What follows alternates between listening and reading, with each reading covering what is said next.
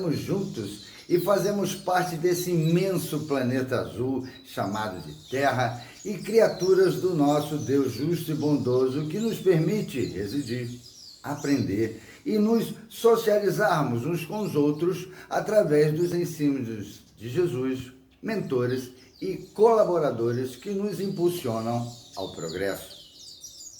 E por falar nisso, hoje iniciaremos nossa jornada através da lei do progresso, que está dividida assim por Kardec: estado de natureza, marcha do progresso, povos degenerados, civilização, progresso da legislação humana e influência do espiritismo no progresso. Como vocês podem perceber, a extensão dessa lei é enorme. Nosso foco de hoje está nas questões 776 a 778, que compreende as perguntas de Kardec ao que seja estado de natureza. A natureza do planeta Terra, como a conhecemos, levou 4,5 bilhões de anos. Passou por profundas transformações desde seu estado primitivo. Para o homem, quis Deus que ele evoluísse não só fisicamente como moralmente, mas para alcançar esta distinção se faz necessário que se viva em sociedade. Na questão 776, nos faz entender a diferença pelo que a espiritualidade responde a Kardec entre estado de natureza e lei natural. O estado de natureza é o estado primitivo, ao passo que a lei natural contribui para o progresso da humanidade. O estado da natureza é a infância da humanidade, e o ponto de partida do desenvolvimento intelectual e moral do homem. Nosso aperfeiçoamento requer burilamento que sai em virtude do progresso e da vida em compartilhamento mútuo. A lei natural é a regente da humanidade inteira e, à medida que o homem se melhora, é porque a entende e a coloca em prática. Nossa compreensão do estado de natureza da Terra perpassou pela ignorância das leis da física. Hoje, nossa compreensão sobre o Sol é outra. Só para ter uma ideia, imaginávamos que o Sol girava em torno da Terra por conta do nosso ponto de vista, pois que a Terra não se mexia e o Sol sim. Chegamos a pensar que a Terra era plana, isso no 5º século a.C.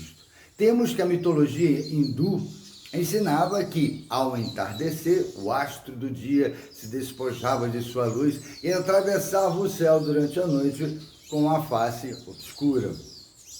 A mitologia grega figurava, puxado por 4 cavalos, o carro de Apolo.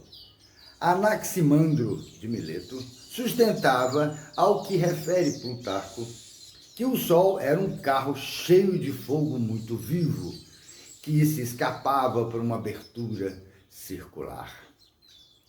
Epicuro, segundo uns, teria emitido a opinião de que o Sol se acendia pela manhã e se apagava à noite nas águas do oceano.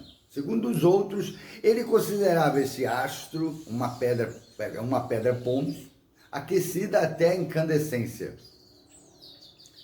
Anaxágoras o tomava por um ferro esbraseado do tamanho do Peloponeso. Coisa singular. Os antigos eram tão invencivelmente induzidos a considerar a real grandeza aparente desse astro, que perseguiram o filósofo, temerário de haver atribuído aquele volume ao facho do dia, fazendo-se necessário a autoridade de Péricles para salvá-lo de uma condenação à morte e para que essa pena fosse comutada na de exílio. Kardec pergunta na questão 777 o seguinte: tendo o homem, no estado de natureza, menos necessidade, isento se acha das tribulações que para si se cria, quando em um estado de maior adiantamento, diante disso, que se deve pensar da opinião dos que consideram aquele estado o primitivo, como o de mais perfeita felicidade da Terra. A espiritualidade responde: se o que queremos é a felicidade do bruto, há pessoas que não compreendem outra. Ser feliz à maneira dos animais. As crianças também são mais felizes do que os homens feitos. Na questão 778, Kardec pergunta se o homem pode retrogradar para o estado de natureza. E a espiritualidade responde que não. O homem tem que progredir incessantemente e não pode volver ao estado de infância. Desde que progride, é porque Deus assim o quer. Pensar que possa retrogradar à condição primitiva é negar a lei do progresso.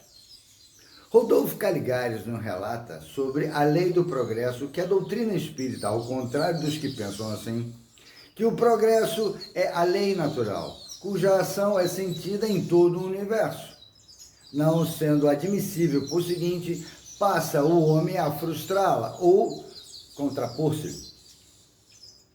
Com efeito, impulsionado por ela, Lô haver decaído, rei da criação, foi perdendo ao longo dos séculos as ferezas do troglodita, a amoralidade do bárbaro, a incipiência do selvagem e um desenvolvimento intelecto-moral vagaroso, mas seguro, ininterrupto. Eis que a imagem e semelhança de Deus está fadado a adquirir todos os conhecimentos da sabedoria e todas as virtudes da santidade.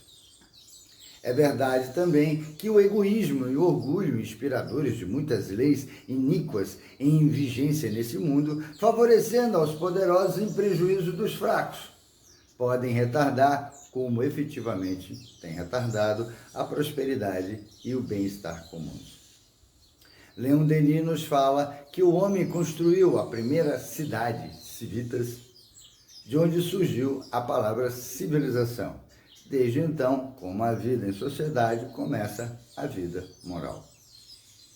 A vida isolada é a vida egoísta, a vida selvagem. A vida comum é a vida moral que se faz nascer o direito e o dever, a única para a qual o homem foi criado, na qual esse pode desenvolver suas faculdades, descobrir as leis de justiça que regem a sociedade e os mundos. Emmanuel nos diz que somos quase todos culpados diante de nossas fraquezas e não reconhecemos a perfeita justiça.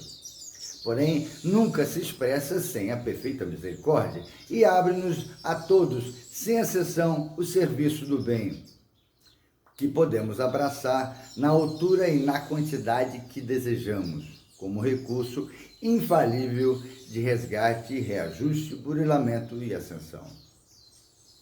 Saiamos desse estado bruto e primitivo, sigamos juntos a progredir nesse lindo planeta esférico azul. Paz e luz!